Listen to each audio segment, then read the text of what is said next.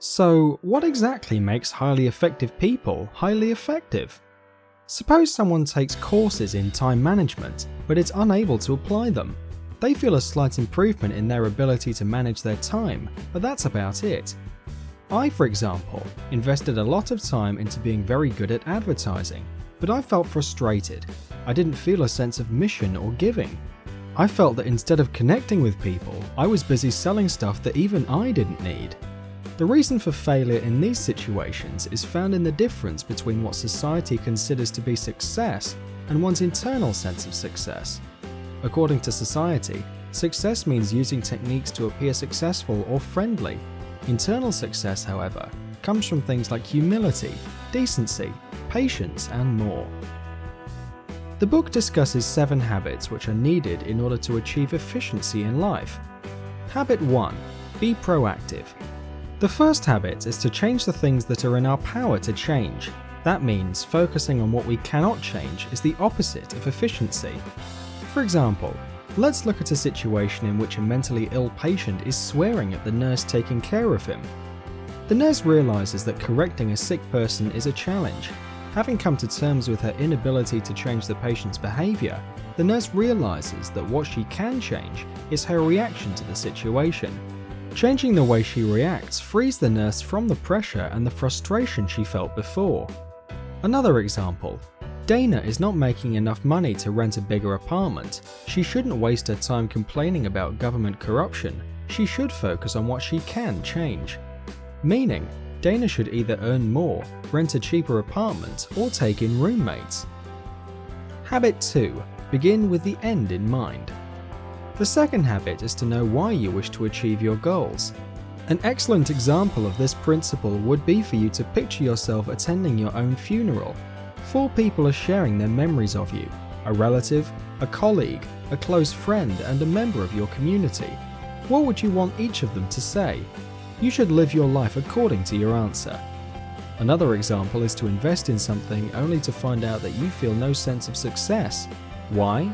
Because the ladder you've been using is leaning against the wrong wall. You've been focusing on the wrong thing. For example, choosing to invest heavily in your career rather than in your spouse and kids. Habit 3. Put first things first. Habit 3 requires us to say no to many urgent but unimportant things. This is the only way we will have enough time for the things that truly matter. For example, when parents spend their evening watching TV, their kids often misbehave. Why? Because their kids did not get their much needed attention during the day. Another great example. If an employee wants to convince his boss not to mark unimportant tasks as urgent, he should explain how the busy work will delay or even prevent him from performing the more important tasks. Habit 4. Think win-win. This habit is based on a mentality of abundance rather than absence, which is why both parties involved in a situation should benefit. Otherwise, the deal should not be made. The thing is, people often make deals which contradict this rule. For example, a business person might accept a bad transaction or chase after an unsuitable client due to temporary stress, such as a cash flow problem. Obviously, accepting a deal which is not profitable or involves working with an unsuitable client will ultimately cause damage. Good implementation of the win-win principle would be when 2 business owners make a deal which increases both their profits. For example, a gym owner and a salon owner. Each makes more money because some of the gym's clients will visit the salon, and vice versa.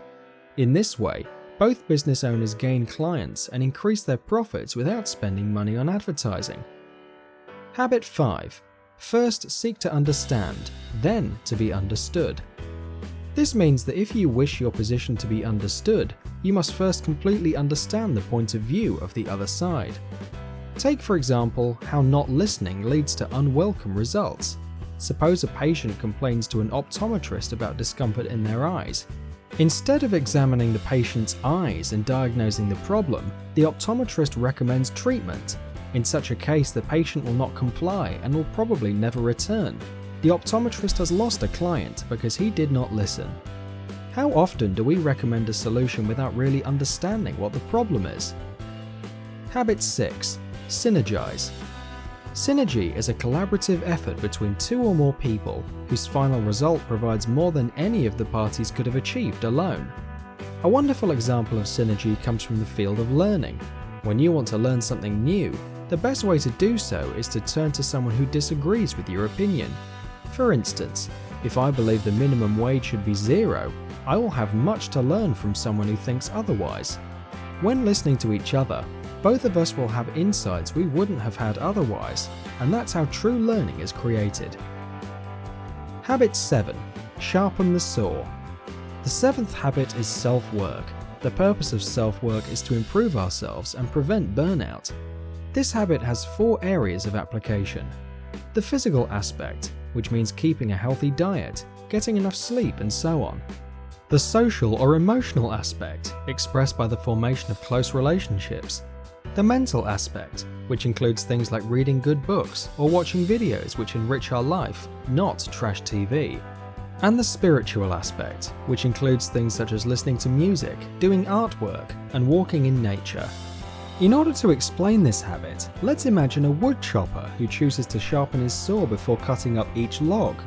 A dull saw would make it difficult to cut the wood efficiently. However, sharpening the saw on a regular basis would result in higher productivity. By investing in things that do us good, mentally, physically, and emotionally, we increase our efficiency. I hope this book review gave you at least one idea which you can implement today. Subscribe to updates from this channel to learn more and receive inspiration to upgrade your life.